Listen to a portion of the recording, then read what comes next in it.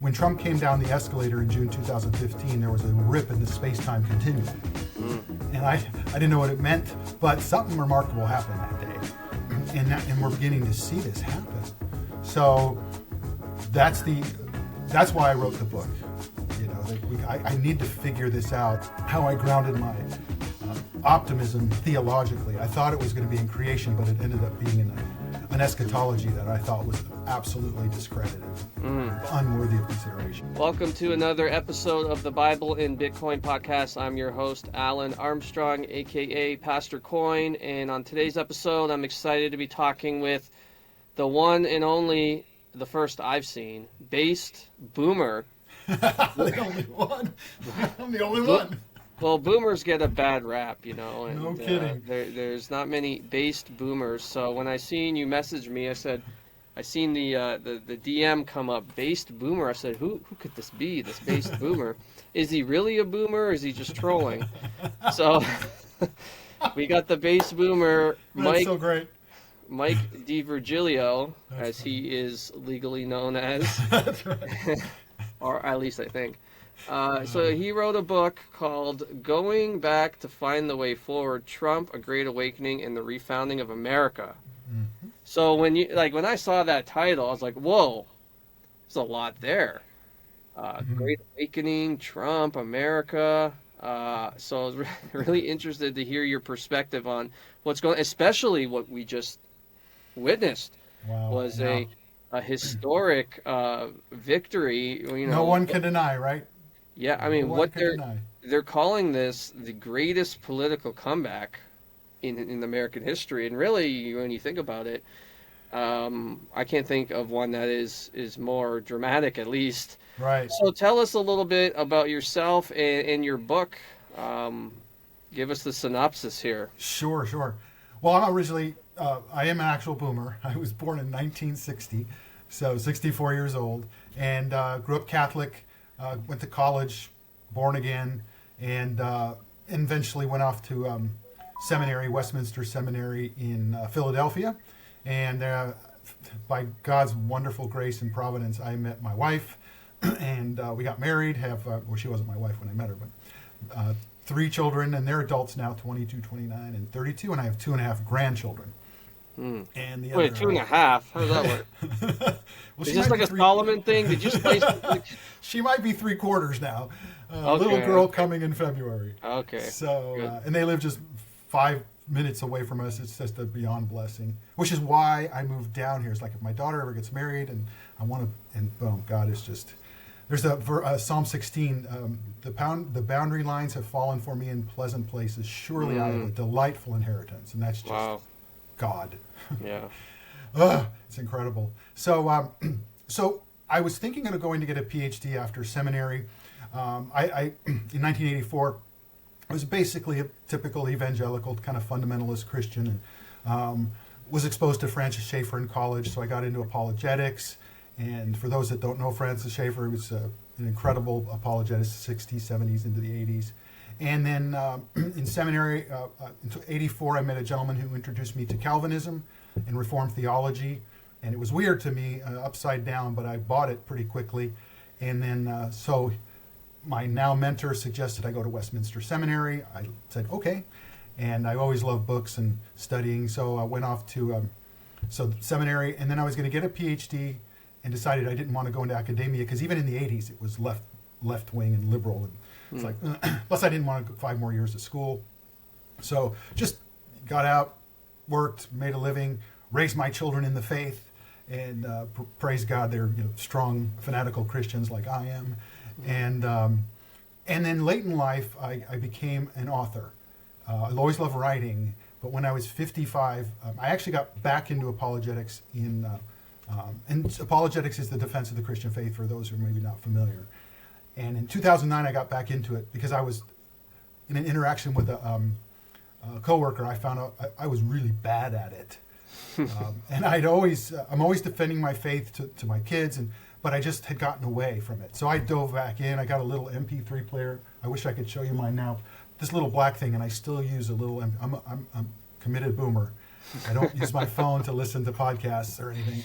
And so, dove in, got all these books, And in 2015, I came across an article of a young woman who grew up in a Christian home, goes off to college, abandons her faith. And I was ticked off. I said, that would never happen to my children. And I was going to write a blog post about it. And then I go, oh, maybe I should write a book about it. And that was I'd never written a book before. So it was kind of a very interesting experience. But I found I love writing books. And so that is The Persuasive Christian Parent, How to Build an Enduring Faith in You and Your Children. And in studying that, I came across this idea that you can't make the Bible up, that there's certain stories in the Bible that just couldn't be invented. So my next book was Uninvented, How the Bible Could Not Be Invented and the Evidence That Proves It. And that was exciting. And then now getting to what we're talking about here, Trump was the red pill experience, like I say, that he keeps on giving. And when he came down the escalator, I was not a Trump fan. I don't know about you, but it was just like, I didn't like him. He was everything as a Christian I rejected. I thought.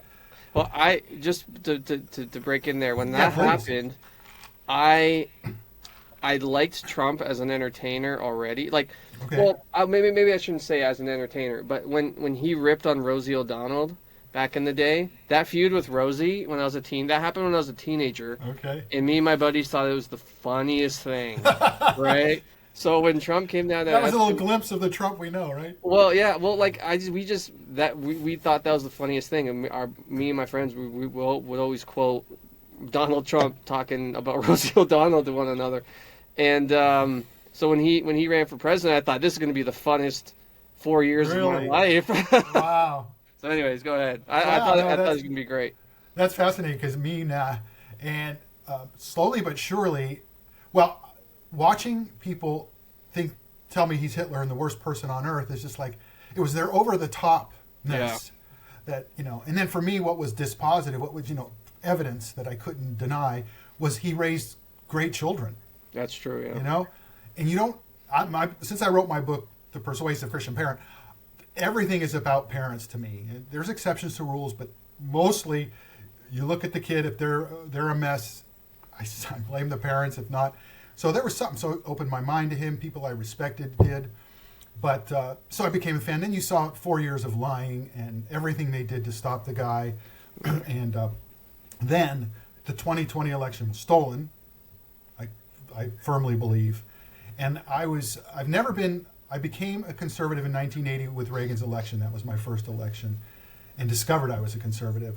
And as an evangelical Christian and conservative, we've always been the underdogs. I mean, all we've done is lose ever. All that was just consistent losing. And my journey is so interesting as I think through all of that. And, but this was it. They got away with it. I mean, it was depressing.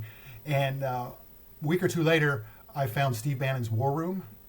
And are you familiar with Bannon? A little bit, yeah. Okay. And I only knew that he was in the administration a bit and Breitbart and this stuff. And what I always say that he got me out of the fetal position and talked me off the ledge, to mix metaphors. And I found, and the reason is because he's a Catholic Christian and he believes in our agency, so he talks about that a lot. And that means you can change things. And then he says all it takes is action, action, action. It's like, oh. And I found myself, this is shocking to me, becoming positive and optimistic for the first time in my adult conservative Christian political life. I know, it's amazing.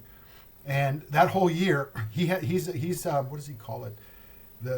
He has people the grassroots movement, coming through his show every day. Here's what we're doing to take back America. Here's what we're doing to change things. Because I have a real pet peeve on doomers, people that just complain and don't do anything. And so, okay, I'm getting excited that we could do something here. And there's now, after the COVID overreach, like you and I talked about prior to starting this, that was the red pill experience for tens of millions of people. Yes. Because it just got more and more obvious that this was a scam. There was something wrong here. And so in early 22, I said, I got to write about this. This is what's going on here. Like, why am I optimistic from a Christian perspective? with all this that's happening. Yeah. So I had no idea what the book would become, and it basically became kind of my own education, theologically, politically, historically, philosophically, and it turned into a history to see why we got here and how we got here. And the reason Trump's in the subtitle is because when I say my first sentence is, when Trump came down the escalator in June 2015, there was a rip in the space-time continuum. And I didn't know what it meant, but something remarkable happened that day. And we're beginning to see this happen. So that's why I wrote the book. You know, that I need to figure this out. And we can get to something later about how I grounded my optimism theologically. I thought it was going to be in creation, but it ended up being in an eschatology that I thought was absolutely discredited, unworthy of consideration. Yeah. There's so much here. I know. And that's interesting. It's an interesting trajectory, you painted there. But what I want to ask you is, because, I was talking to my wife, I think yesterday, and I was saying, what's up with Trump and his kids? Because usually what you find is kids from divorced fathers, statistically don't do as good as those from families that stay together. So how is it that Trump, he's been divorced twice, I think. How has he been, what's your take on that? I'm trying to figure this out. Why do his kids respect him so much? There's so much, it seems there's tons of unity there, even with kids from different mothers. I know. There seems to be so much unity. You hear Don Jr. and Eric Trump, they talk so well about Barron and stuff, and so there seems to be this unity. Everybody loves him, but there's like 2 divorces in between. So what's up with that? Well, that was so. I didn't like Trump. Everything about him was just. I'm no fan and all that, and his detractors were speaking so negatively about him. I mean, it was amazing. I thought nobody could be that evil. Then I see the kids, and it's like, huh. And that showed me that Trump has some character that I didn't expect. That there was something solid about this guy, because a narcissistic psychopath does not pull that off. Yeah. Period. Right? Yeah. The kids are going to be more dysfunctional than the dad, but yet they love and respect him. I mean, hugely. It's not like even debatable, and they're not faking that stuff. Even the grandkids. No, I mean, when we saw him at the RNC, and the grandkids were there and sitting on his lap and all that, that's the real Trump. And everyone that, as I over 15, 16, 17, you begin to see that and hear from people who know him and are around him, and he's just a genuinely nice guy. They paint him as the devil, and he is the diametric opposite of that. Does he say stuff that's kind of cringy? Of course. But that, and people, especially in the first term, it's like, oh, why does he say that? It's like, because he's Donald Trump. He's. Have you read The Art of the Deal? It's sort of all yes, in I there. did. It's somewhere all in there. In those years, exactly. Yeah. And he's a genius and brilliant and smart, and I mean, it's incredible what he's accomplished. And there's nobody that is persistent and works harder. And that's what's my hope, and I think this is coming true, is that he refuses to back down and quit. Yeah. No matter what they do, his first instinct is always to fight back. So we as conservatives have been bequeathed the opposite of that. Right. The conservative movement that I was part of, which was the post-war consensus conservatism, William Buckley and all this, we just lose. Yeah. And then when we get attacked, we try to defend ourselves weakly. It's like, well, oh, okay. And you see somebody like J.D. Vance, he's learned the Trumpian lesson well, and a lot of them have. Yeah. So I think we're at a very, I'm so encouraged. It's just crazy. There's been some talk among Christians, maybe not so much anymore, but around the time when Trump got shot, I remember thinking, I forget what I was doing, but I think I was on my couch, and I think my wife said, "Hey, they shot Trump." No, I was outside, and my wife was inside, and I was just sitting on a lawn chair, and my kids were doing whatever, my wife comes and messages me, say they shot Trump. And I'm like, what? So I went on Twitter right away, and of course it was everywhere. This video of him getting shot in the head, and I remember watching it going, the first time I watched it, You're not sure, right? yeah, you're not sure because like he falls, he gets shot in the head, then he falls. It's like, well, he's dead, right? Like you get shot in the head and you fall, usually Right. doesn't end well.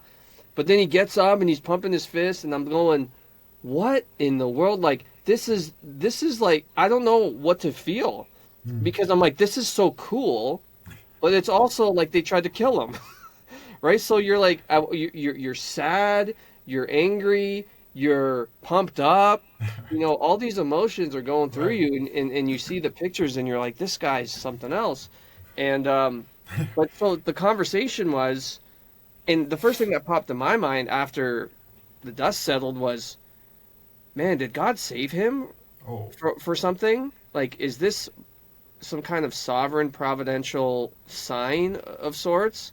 Because it can't be random. Surely him coming within like what, a millimeter of death as close as you can get. is not a random occurrence. So what do you think of that? Is this a providential sign? I know there's been prophecies of Trump. I remember hearing prophecies It's of true. Trump in 2020, I know. and people were saying he's going to be the president Again, again, right?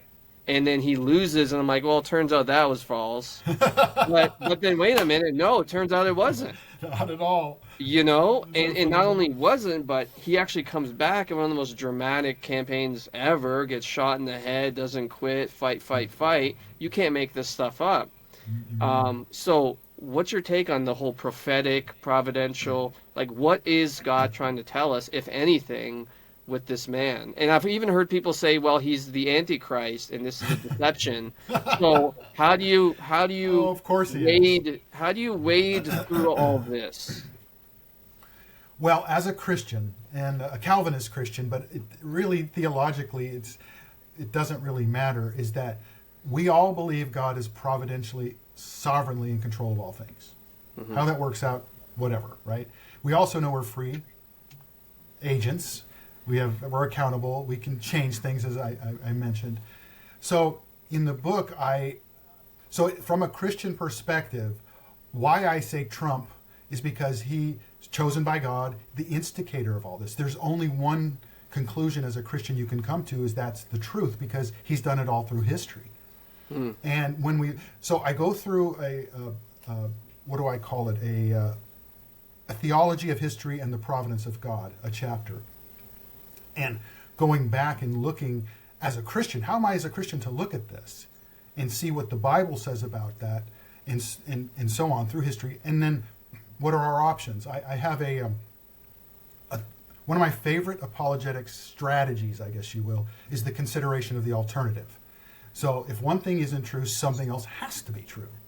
If Christianity isn't true, then is it atheism? Is it Buddhism? Is it, you can't just get away in the middle. So the way we look at history is the same way.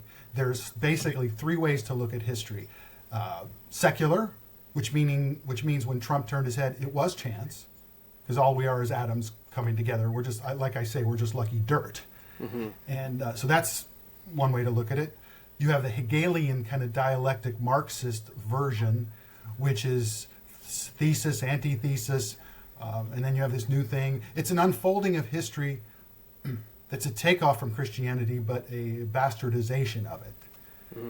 And the Marxists and the left, it's the what does Obama used to say, the tide of history, or on the wrong side of history, that kind of history. The arc of history bends toward justice, which was a Martin Luther King thing. Well, but as a Christian, we know that it's God ordaining how that happens. And so I go all the way back. I like to see flows of history and how ideas come. And so this book is a lot of that, and everything I write is in a way. And so I go back to Abraham and God calling Abraham out of Ur of the Chaldeans. And so basically, history is a bifurcation. It's a fork in the road. You have the heathens, the ones whom God didn't call, and then you have God's people. And it started there. and then he's building his people, the people of Israel, and that whole story eventually gets us to Christ, and then risen from the dead, ascended to the right hand of God. And we as evangelicals don't talk about the ascension enough, because that's where Jesus is now, and he's ruling now, which is why we can be confident. Yeah. And then I do a chapter on Western civilization, and it's fascinating how all of this shouldn't have happened. When you look at the fall of Rome, and then you look at the quote Dark Ages, and then I talk about St. Patrick, which I knew nothing about him really, other than he was a missionary to Ireland from basically England, but God used Patrick to save Western Christianity. It was remarkable. And then that eventually leads to Alfred the Great. And that's a fascinating story. And I also didn't know anything about that. And there's a Netflix series called The Last Kingdom. Have you heard of that? I've heard of it, yeah. I haven't seen it. My daughter and her husband are watching it. And I go, what's this? And really like it. And so I learned about King Alfred. And it's really done very well. And then I started learning the history of what exactly happened, and how it was the last kingdom, and his goal was to have a king or a Christian England. And the Vikings, which are like pirates, they're basic Danes, people coming from the north, were basically going to take over England and be heathens and pagans, and we would never have had Christian Western civilization. And it was hanging by a thread. And God used Alfred to save it. And I talk about that story in the book. It's really mind-blowing. And then eventually you get the Magna Carta, the rule of law, case law, and all that we know today. And meaning the king is not sovereign over everybody. It's the law over the king, and so on. And it goes to the Glorious Revolution, eventually to America. And God is providentially ordaining all of it. That's how, as Christians, we have to look at this. We have no choice. Yeah. And then the Puritans are persecuted, so that's part of what the Glorious Revolution is about. And they eventually come to America in the 1620s and 30s and 40s, and eventually this First Great Awakening, which leads to, a Calvinistic 98% Protestant America, which with the certain portion of the Enlightenment out of Scotland leads to the founding of America. The rights of Englishmen is what they were fighting for. And Canada, and the same thing. Australia, we're all part of that Anglosphere. And so it's incredible. And, and you begin to see through history as God's charting it. It's really exciting, because to me, it's an apologetic for the Christian faith. Yes. Yeah. That's what this book really is, because that's my heart is apologetics. That this is evidence that there is a God. And when Trump turned his head, everybody says this is not coincidence. Yeah. You'd hear people say, well, I'm not really religious, but... Yeah, right? I've heard it a lot. Oh, yeah. And it's just like, as I wrote the book, I know this is happening. And God is doing something very special in our day. When you see a Russell Brand, Tucker Carlson said on some interview, he said, 5 years, I grew up secular, DC secular. I mean, that's all I've been around. I say secularism is God is persona non grata. He's just unwelcome. And... he's not really important. And so Tucker says now, 5 years ago, I never have a conversation about God. Now I can't have a conversation where God isn't included in it. Yeah. But he was even saying some stuff about, like, demons and the spiritual realm. Like, he was talking like Alex Jones back in 2009 or whatever. Right. And I'm like, boy, something's happening to this Tucker Carlson, because he's talking... He read the Bible for the first time from cover to cover. He'd never done that. I wrote The Bible in Bitcoin for you, Bible-believing Christian. And in it, I lay out the biblical basis for what money is, why our current fiat monetary system is ungodly, and how Bitcoin is the best and most viable, biblically compliant replacement for government fiat money. There's even a small group study guide in the back with additional resources to study with your church small group. Get it on Amazon or pay with Bitcoin at thebibleandbitcoin.com for a discount. Yep. And this is just and I call the internet the Gutenberg press of the 21st century. I stole that from somebody. Yeah. And the Gutenberg press, for those who don't know, it was the first printing press in the Western world in Germany in the 1450s. A guy named Gutenberg, believe it or not, invented it. And when Martin Luther nailed the 95 Theses in Latin as a debate tool for other bishops, had some concerns, and never in his wildest imagination would he dream there would be a Reformation. And some people started translating. Was that the first viral post? Yeah, that's a good way to put it. Oh man, I'm going to steal that. That's really good. Because he posted it not thinking much of it, and then it blew up, and he couldn't control it. It was over. Right, because shortly thereafter, people started putting it in the vernacular in German and French, and all of a sudden, in a couple of weeks, it finds it's in Britain, it's in all over the place, and just boom. So the deep state, the globalist elite, leftist, secularists try to use COVID and social media to tamp down on free speech, group, thought crime and all that stuff. I'm reading 1984 again. And they couldn't get away with it. And then you see guys like Musk. Yeah. Well before he bought Twitter, I heard him on an interview, and he said, all I care about is truth. That's it. I just care about truth. And my second chapter is the dividing line in Western culture is truth. And it's not just the nature of things, right? That's what truth is. It's the way things are. It's a person. Yeah. So God in Christ is the truth. So truth has metaphysical and spiritual implications. And so all of those who believe in truth were gravitating to the right, to Trump, and away from the secular left. And I go into Marxism a lot, and cultural Marxism, because the modern left, they're thorough Marxists.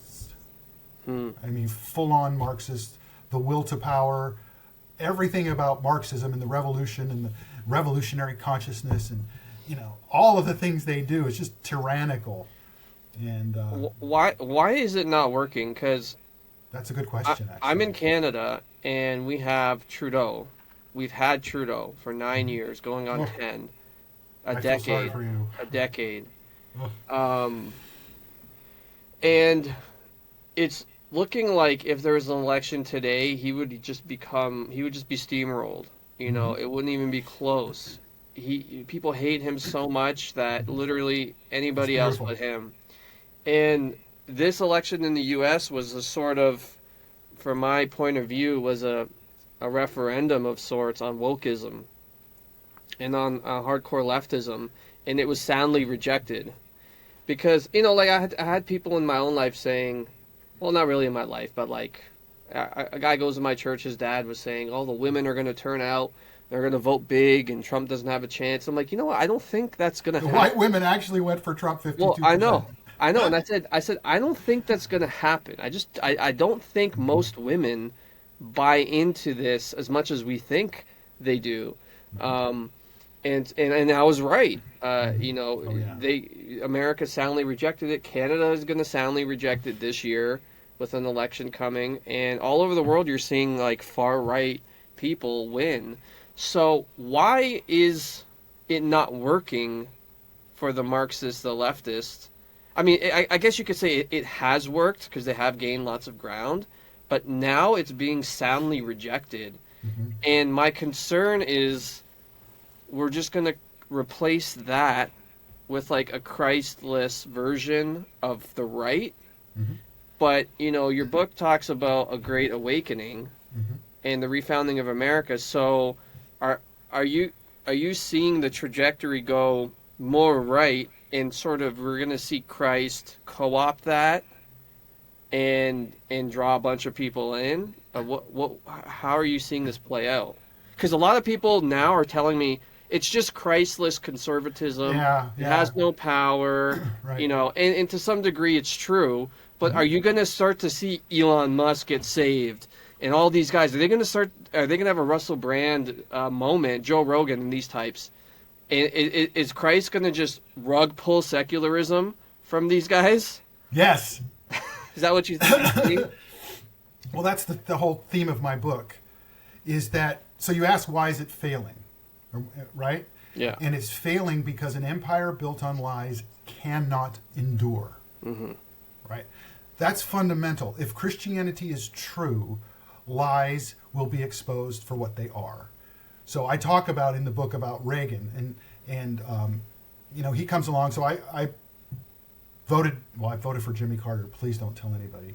My dad was a Catholic Italian Democrat. He would never change. What do I know? I'm 20 years old, and so as soon as Reagan was elected, I was in the student union, and he comes up on the big screen, the morning after, and I go, man, this guy sounds solid, I guess I'm a conservative, but the media at the time, the liberals hated Reagan, maybe not as much as they hate Trump, but it was the similar kind of dynamic. He's a B-list actor, he's nothing, he's an idiot, he's going to get us in the war, he's a warmonger, he's a cowboy. And Reagan started talking about the Soviet Union like what it really was. He says it'll go into the dustbin of history. It's a sad chapter. And it gets to the point in '86 when he says, tear down this wall, Mr. Gorbachev.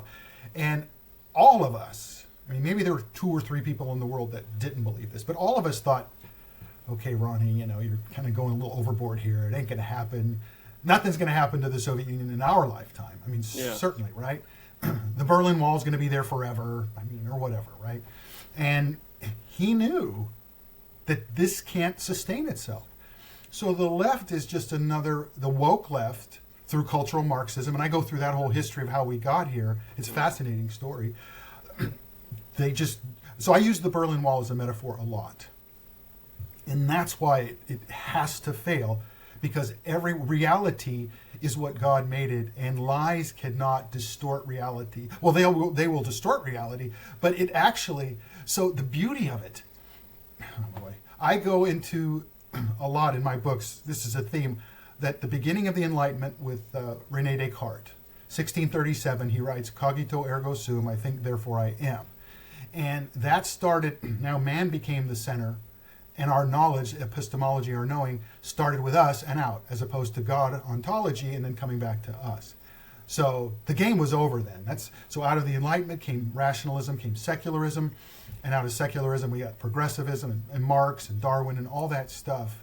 And so we are at the end of a almost 400-year journey in Western history. And my argument is secularism is dead. It's over. It can't fulfill. It can't deliver on the promises. Initially, it was, well, we have the wars of religion. People kill themselves because they're Catholics or Protestants. So now we'll just have this thing, and religion will be over here, separate, personal thing. And then we'll have this not religious public space, and everybody will love one another. Okay. How's that working out for you? Didn't work. And, human beings want meaning, hope, and purpose and love. And in America, I don't know what the stats are in Canada, but 50,000-ish people a year kill themselves, and 1.6 million people try. Dude, the government helps you commit suicide here. Oh. We have a thing called MAID. It's called Medical Assistance in Dying. And literally mental health falls under MAID. So you can theoretically, there are not many doctors that would do this, but theoretically you could go and say, I'm depressed. It's too much. I want to die. And if a doctor signs off on it, they'll kill you legally. Yeah. That's how bad it is. What's so interesting how America cannot go that far because of the unique foundation of our country. The Enlightenment is just, there's no comparison between the French and the American Revolution, right? Ours is utterly Christian revolution. What I forget what they call it. It was a moderate enlightenment. It wasn't like the radical leftist enlightenment, right? There was a guy in Canada got infected by that. There was a guy in Toronto. I don't know if it was last year or it feels recent, but I can't remember when. Who was disabled, had some disability, and couldn't pay his rent, and so he said, "You know what? I can't be homeless again. I'm not going through that again. I want to die." And they killed him. Medical assistance in dying. They put him down. They put him to sleep. Like a dog. Because he couldn't face being homeless again with his disability. It's like, how is this painted as compassion? I don't understand how that is compassionate. It's such a wicked cult of death. Right. That we live in, at least I live in. I know it's not quite as bad. Well, we call there was a pastor online or I forget how to pronounce his name, but anyway, he called the Democrat Party a satanic death cult. It is. I know. And It's you just know, they fact. would go as far if they could institute some kind of a maid, they Oh, totally yeah. would. They Well, totally they do it would. some in like I think Washington State, Oregon. Some have these, but we have a federalist kind of approach. So all the states are semi-sovereign, and even as much as the Constitution has been just butchered, we still have a lot of that in our country. Thank God, Yeah. the founders were geniuses. But when you're talking about that, everyone knows it's wrong. See, that's the thing. If Christ is king and God is real and He's the creator, Romans 1:20, right? Everyone knows it, right? Yeah. Since the creation of the world, since the foundation of the creation of the world, God's invisible qualities, His eternal power and divine nature have been clearly seen from what has been made, so they are without excuse. So lies will be revealed as lies. That's why I've been optimistic. When you say why, it can't succeed, because everyone knows a man isn't a woman, right? Everyone knows everyone, even though abortion is sadly still a majority position in America. Everyone knows that baby is an actual human being, And one day, God willing, I know He's willing. That's going to be overturned in our country as well. But all of this stuff, they lied about Trump. Lie. I knew after 9 years of lying, Americans weren't going to buy it. Right? And Steve Bannon says people's lived experience. You can't lie about that. They know when they go to the store, the eggs are twice as expensive as they used to be. All right? They know the border is just a disaster. They know all of this stuff. So let's talk about, you mentioned your newfound eschatology that you never would have considered. I have a position. I'm not going to tell you it. Okay. Although we'll see what if we align. So why don't you tell us a little bit about your eschatological views and how that informs your view of history and sort of where we're headed. Yeah. Boy, that's a fascinating. When I look back, I had left college in '82, and I came to Christ through this group called the Navigators, and very serious organization of just committed Christians. And I was going to decided to go back to LA, and the leader of the ministry he said, this morning, we had lunch, he goes, this morning God gave me a verse for you. It's Psalm 48:14.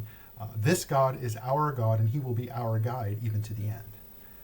And I look back at this journey, and it's insane how God is, and He does this for each one of us. I hear your story, and I'm just like, wow. God has special things for Alan.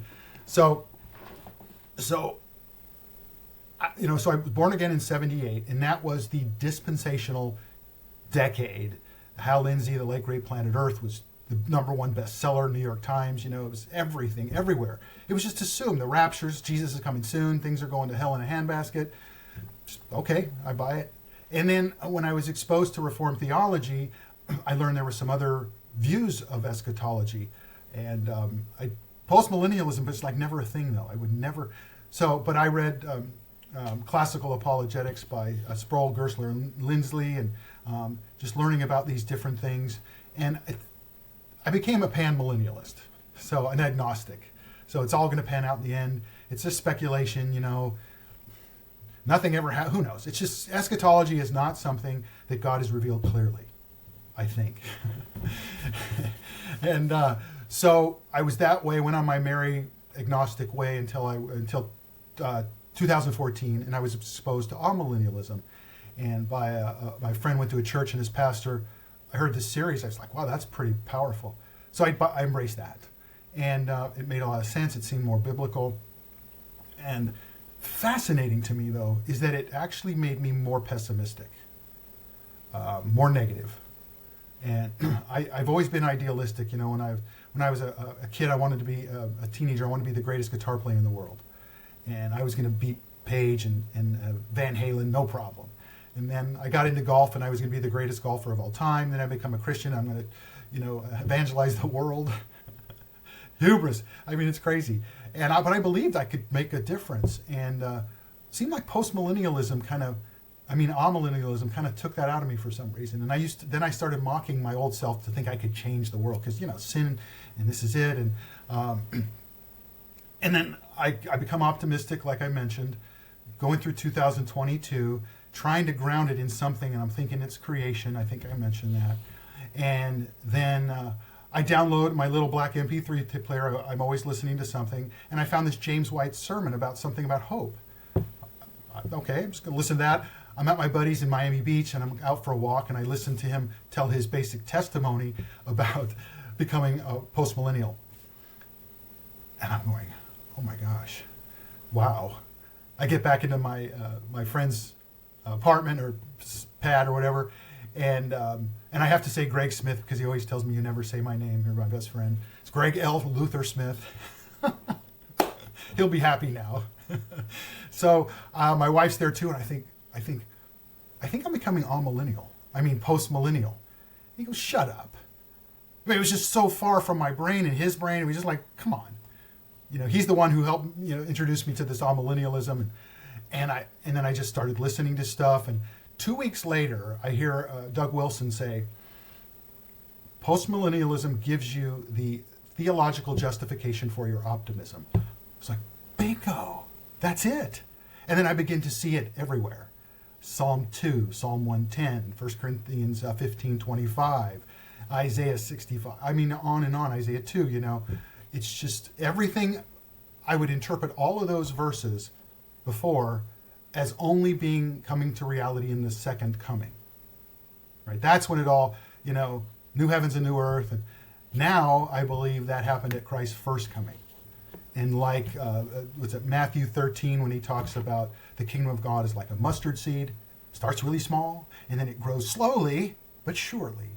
And the leaven in this huge loaf of bread. When you look at the Greek, it's a ridiculously big loaf of bread, a loaf. And then you put the yeast in, the leaven, and it grows slowly over time. And that's, to me, what changed. Is now God, I heard somebody, one of the Moscow guys, say that postmillennialism is sanctification in history. But I really liked that. Because God is, the reason you and I can have confidence is because God is doing this. So I have a saying now is that we work like it depends on us, but we pray because it depends on God. And one of the reasons I got interested in you was all of a sudden Bitcoin. I read this book, The Bible in Bitcoin, which you know about, and then I think this is another part of the Great Awakening. This is something that's happening that we've been ripped off since 1913 in America, the Fed and all that stuff, fiat money. And God could be for my children and my children's children and their children. We can actually bring the money back to being like biblical.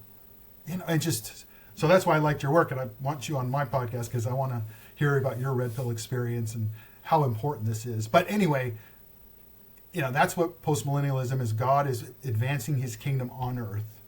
Christ is reigning right now. And in Ephesians 1, 18 through 23, Paul says, he placed him at the right hand of God, right, over all rule and authority, power and dominion, and every name that can be named. And then he says, interestingly, he goes, not only in this life, as if that's obvious, Christ is king in this life, but in the life to come also. They were oriented to this world. Whereas in my next book, which is up here, I'm starting to write it actually, is that pietism and Gnostic dualism have basically, what evangelicals believe is we're saved to go to heaven when we die. We're saved to bring the kingdom on earth, right? In King Jesus, he's ahead of us, and he's the one who's reigning through his body, right? I might be a little part of a pinky here, and you're something else, and we're all doing our part. We're raising our kids.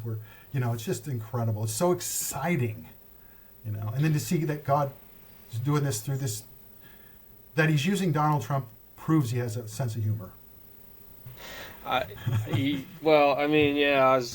got my hat here. Maybe I should switch. Where did I put mine? Here's mine. Yeah. It's just, I like the hat. It's just, it looks horrible on camera because now I look like I have no eyes. Right. So it's too good at shading your eyes, which I guess is what the hats are for. But right. Anyways, but it's beautiful because I like to put "Make America Christian Again." I heard that from Joshua Hames. Yeah. The Red Pill podcast, Reformation Red Pill podcast, because like you asked, is this something there? I believe Christ's Christianity is Christian doomers, right? Because God has given us an opportunity. Now we're at the end of secularism. I believe the Berlin Wall of leftism is cracking bad and it's falling. And I'm going to do a podcast on that. But you know, when they were hacking away at the wall in Germany, that's what's happening now with the left, and it is not going back up. And secularism itself is dead because people know there's more to life than dirt. Right? I mean, it's like when I wrote my first book, I was thinking about my kids. It's like selling them Christianity I've always been in sales, is such an easy thing to do. Because why would they want a life of random chance as our creator? You know? So it's crazy. So this is going worldwide. It really is. I believe we're building on something, and there are a lot of Christians around in Trump's orbit. And at the victory party, my cousin, who's a Christian, sent a video of people singing a hymn. I forget what hymn it is. It's really powerful. There are a couple hundred people in a room off of and they're singing praise to the living God. You know, our county GOP meeting every month starts with a prayer, and almost always in Jesus' name. Bitcoin Well is a non-custodial Bitcoin platform in Canada and the USA. That means every single Satoshi you buy goes straight to your self-custody. They offer free withdrawals, a simple 1% spread, and they have the Bitcoin Wishing Well, where you can win up to 1 million Satoshis by earning points and throwing the coin in the well. In fact, you get 5 coin tosses to the Bitcoin Wishing Well when you sign up at bitcoinwell.com/pastorcoin. You know, but as I talk about in the book, we have to get involved. You know, in America, the first 3 words of our Constitution are "we the people." So you complain. If you're not doing nothing, stop complaining. You don't have the right to complain. You know? Canada's motto, I just learned this yesterday. Boy, am I not up on my work. I should know this stuff. But I learned it yesterday. Canada's motto is Psalm 72, he shall rule from sea to sea.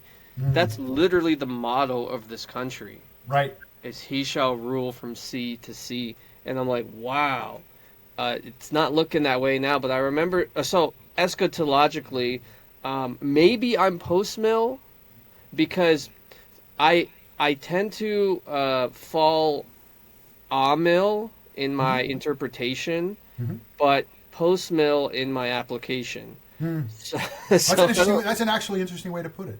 I don't know why it's like that, but like amillennialism has, like, I'm optimistic for the future. I don't have a doomer outlook. Oh, it's just going to get worse or whatever. I'm not like that. That actually is one of my biggest pet peeves. We're on the same page. Yeah. So, but I remember in 2020, 2021, when it was all going down, vaccine mandates, lockdowns, pastors getting arrested, the whole thing. And I was optimistic. And I was like, no, man, Christ is winning. Like, he's winning. He's like on what? the throne. Yeah, like, it's going to get better. It's going to get better. I'm not kidding you. My church has shrunk. It blew up during COVID, and then I got optimistic. They don't like that? No, it was so weird. In Bible studies, we started doing Bible studies and like Daniel and Revelation, and I'm like, hey, look guys, like it looks like we're winning, it looks like it's gonna get better, like look at these verses, and I had so much pushback from people, and they're like, no dude, don't you see what's going on? I remember one guy in the Bible study legit said something to the effect of, if this is the kingdom of God now, then Jesus is failing. Oh, I've heard that.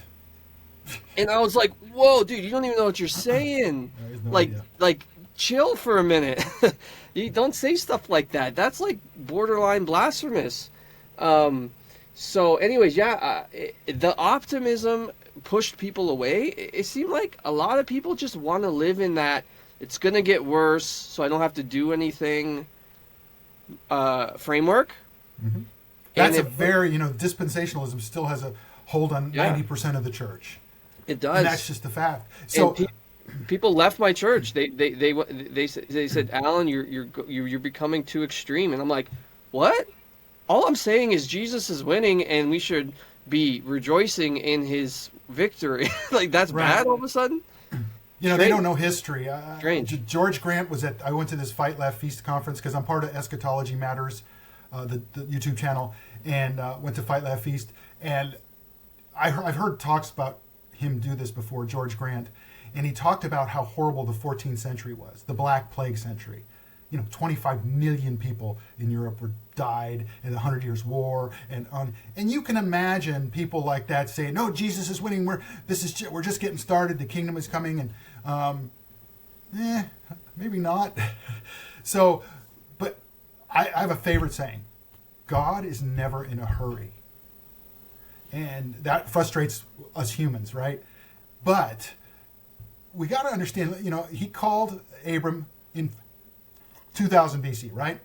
And it took how many years? The first thing he tells him is, "Oh, by the way, your people are going to be slaves in Egypt for 430 years."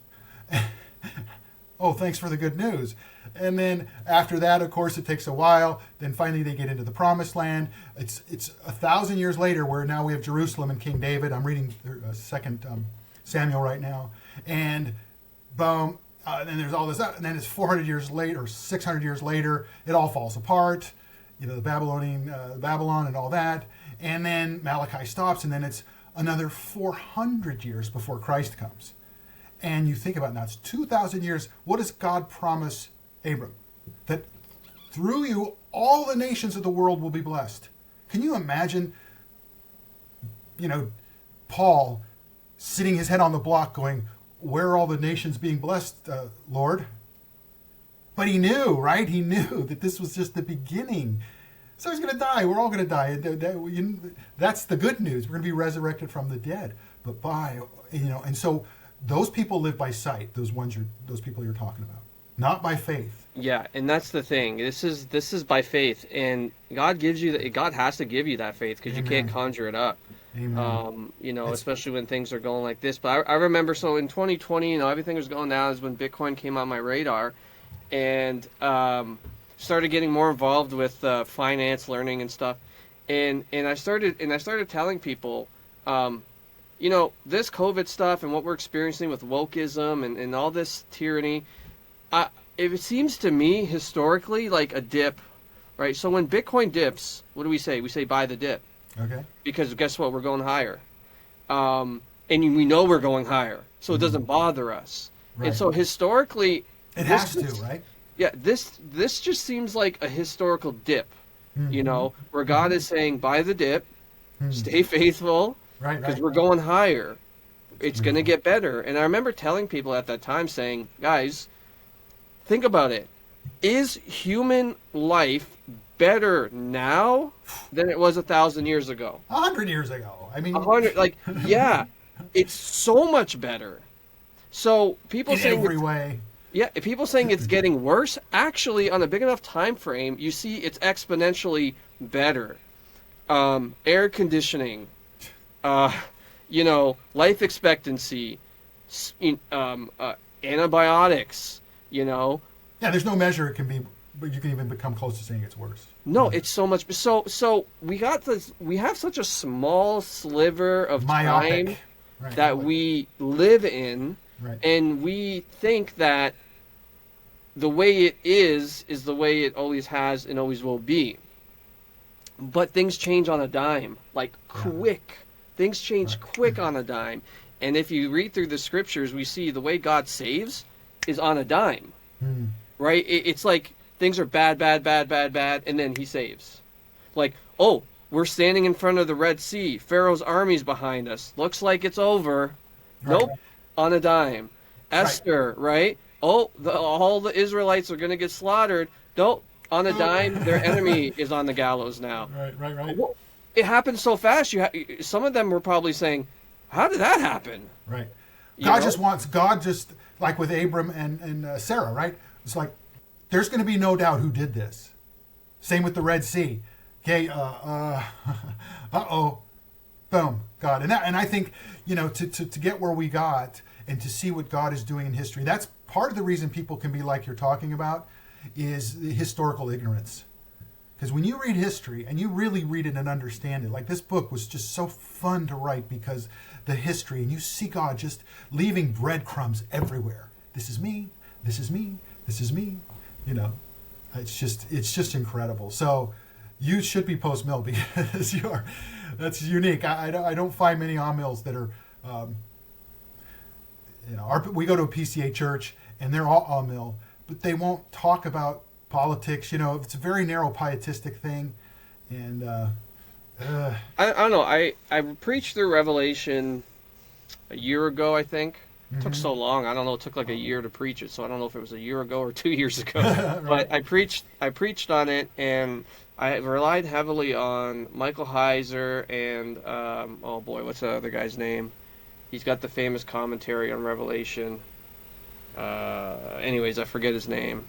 But they lean more Amill, Right. and I think my Amill, like, I don't know what other Amills believe, but maybe I'm post-mill, maybe I'm just got the categories mixed up. But I see that the millennium in Revelation, I understand that as the time between Christ and like the church age. coming. Right. Yeah, so the millennium is the church age. It's not a literal 1,000 years. Right. Both on-mill and post-mill believe that. Yeah, but yeah. So for me, I see that, in which I don't see where the difference between on-mill and post-mill is, because my application is, okay, this is the church age. It's gonna get better until he comes, right? He's putting a lot of on-mill people believe the wheat and the tares, and the people I've read, like the gentleman who I became on-mill through in 14. You know, he's very.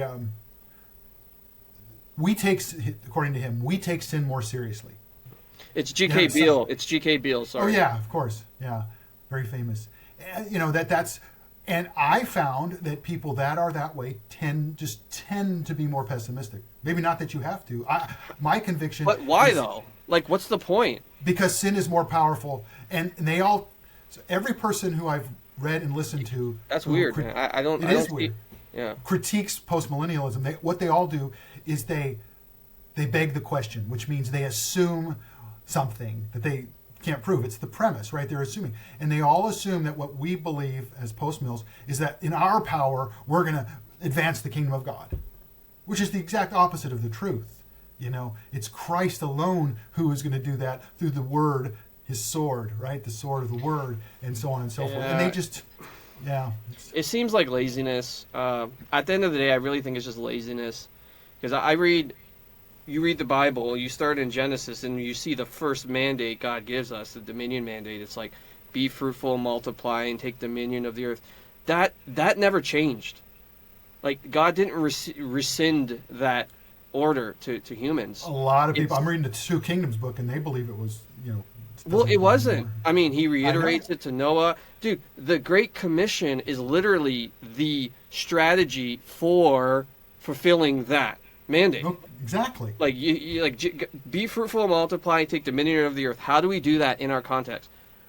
Matthew 28 tells us, go therefore make disciples. And he uses the same of all nations, not individuals. Yeah, of all exactly. He uses the same word, right. Ethnos, or no, exactly. sorry. Ethnos. It is. Ethnos. I want to be good in my pronunciation. Okay. The same word, nations, that he uses to Abraham when he says, I'm going to make you, or is it Abraham or is it Deuteronomy? Anyways, the idea is it's connected. The dominion mandate and the Great Commission are connected. Totally. So you can't just erase one for the other, because the other is to fulfill the one. Right. If that makes any sense. Absolutely. So that's how I see it. So if that's the case, then the Great Commission, the mission of the church now, is to literally pinky in the brain to take over the world, right? Amen, brother. It's literally what it is. Absolutely. It's to Christianize every nation, that Christ would be extolled as king in every single nation, and that every nation would be ruled by the word, the law of his word, the law of Christ. So that's post-mill in a nutshell right there. Yeah, maybe I'm post-mill. I don't know. But no, it doesn't matter to me, because I don't even talk about that till the last chapter of the book, because I don't want to make that an issue, right? There's a lot of dispensationalists. My cousin is one, rapture and all that, but he's full on, let's do this thing. Let's, Christianize the nation and all this stuff. So, I'll talk about it with anybody that wants to, but that's what you're saying is the truth, right? That Jesus, when Satan tempted him and said, all the kingdoms of the earth are mine, that was actually true. And I'll give them to you if you'll just bow down and worship. So he's like, nope, sorry, not doing it. So when Christ defeated Satan on the cross, then now he's got the kingdoms of the world. Now we're, the Christmas hymn, Joy to the World. I didn't realize it was a post-mill hymn because he says that we're going to be pushing back the curse, basically advancing God's kingdom as far as the curse is found. That's what we're doing, as far as the curse is found. Every area of life, pushing it back. The kingdom of light versus darkness. And that's why we're going to win over wokeness and all of the lies. Money, most Christians don't see money as a moral issue. I read, when I was preparing for seminary, I read Charles Hodge's Systematic Theology. And, he gets into money. And I'm going, by golly, that's a religious Christian issue, money. So that's why what you're talking about is so important, because that's kind of a next level thing that we have to change in this country, big time. Your country, I don't know how it's done, but it's the printing worse. Presses. It's worse, just like everything. But I shouldn't be laughing. It's so sad. I mean, Canada was a once great country, and we can revive it. I'm a big fan of Joe Boot. I mean, Yeah. I was on their podcast, which was amazing, and read his book Mission of God. And he pastored in Toronto for a number of years, started the Ezra Institute, and and they talked a lot about the Christian foundations of Canada, and and it's just wow, it's gone. Yeah, it's But coming back strong. Yeah. I think there's going to be a big pendulum swing. Yeah, and I'm here for God's it. doing it here. He's going to do. I believe it's the whole world. Yeah. I really do. When I was young, Africa was a dark nation. It's probably more Christian than in America today, in a lot of ways. So God is, and I read this book about, it's called The Puritan Hope, and they quote, the Puritans missionary movement was big on Habakkuk 2:14, for the knowledge of the glory of the Lord will cover the earth as the waters cover the sea. And just the positiveness of them, that this is going to happen, period. And there's no, you kill me, fine. It's going to happen. It doesn't depend on me, right? And all the reformers thought the same thing when Bloody Mary was killing Protestants and burning them at the stake. And they're in Geneva, with Ed Calvin's Geneva, and John Knox. It's just amazing to see. And we get to be part of it. I used to think redemptive history was the Bible. Now I realize redemptive history is the Bible, and then now it's still going. Because Christ came to save the world. That's the theme, kind of my new book, this one, Render to God, Christ's Dominion in Human Taxation. Huh. I don't know if you've seen this one yet. No, but it's going to be got. It's a redemptive historical take on taxes, or the origin of taxes, and scripturally, the state and all that. And anyways, this was a fun one to write. But yeah, that's the thing, is it's not over, man. Redemptive history is not over. Like Christ, no, we're just starting. We're here now. We're in Christ's dominion territory, right. And there's a lot of work to do. And this sort of takes the angle of how do we apply the kingdom of God to unjust taxation? Well, that's kind of an oxymoron. It's kind of an oxymoron because it's taxation is slavery. But anyways, all that to say, we've been going for an hour. Enjoyed it. I really. It's been great. Thank you so much. I appreciate you. This is the first time we've ever met. Right. I know. What a trip. For the listeners and viewers. We went into this episode with no notes, with nothing, and we prayed, and I think that was the key. Yeah. But you're in Canada, and I'm down in Florida, and this the internet is just the Gutenberg. Did I say it? The Gutenberg press of the 21st century. It's amazing. Yeah. Tell everyone where they can find you. If you have a website, I know you're on Twitter. Where can people follow your work? Yeah. Earlier this year, I listened to Joshua Hames of the Reformation Red Pill podcast, and he was on the Eschatology Matters podcast, and he said, I didn't want to, but I got involved on Twitter, or X, whatever you call it, and so I decided I have to do that, and I didn't want to because it's like a time suck, and So I did, and I've actually loved it because I've gotten to meet people like you, and it's just building this community. And then Elon Musk, what God has used that man to do, and it's just amazing. So I am there. It's just my name. My website's MikeDiVirgilio.com. And then I was on John Harris. You know John Harris? Maybe. Sounds He's familiar. on Twitter, but he has his own Sounds podcast. And so he had me on his, and he's got quite a few followers on YouTube. And the title of the podcast was "A Boomer Gets Red Pilled." And I don't know if we were recording when you said it, but the boomers have been, we're just constantly slammed. We caused all the bad stuff in the world. I love it. And of course, a lot of that's true. And so he has me on. His folks are boomers. He's in his 30s. And through that, the Eschatology Matters is one of my favorite channels because I'm just learning so much on YouTube from them. And so one night, out of the blue, I get a text from Brandon, who runs the place. And he says, I've been thinking about, and after that, I thought I should do a podcast because I need to get my work out there. And nowadays, this is the way you have to do it. And I should do a podcast with Boomer in the title, but I can't think of what would go with Boomer. And out of the blue, Brandon messages me and he says, thinking about having you do a podcast, if you're open to it, called The Based Boomer Podcast. It's like, okay, God, I guess I'm in. So I have the Based Boomer Podcast and just started doing that a couple months ago and trying to get used to that. And it's a blast. And God is so good, it's ridiculous. All right. Well, we will link all that for you guys in the description wherever you're listening or watching this. And my book, Going Back to Find the Way Forward, you can find it at fine booksellers everywhere, like Amazon, great. Barnes and Noble. We will link the book, the website, the podcast. Check it out. Go follow the Based Boomer. He's one of a kind. I'm one of them. Is there one of a kind. Well, I know there's probably more, but you're the probably more. You're the official Based Boomer. That's it, right? Not too pretentious, but somebody else gave me the title. So that's awesome.